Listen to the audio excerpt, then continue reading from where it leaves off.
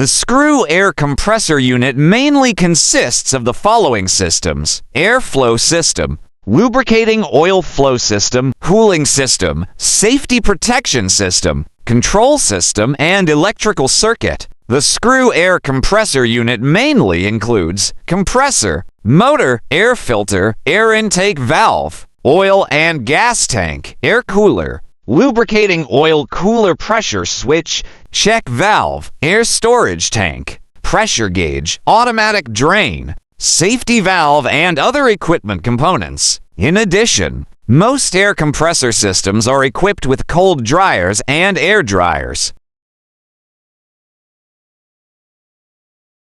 For more information, please click our official website and IG.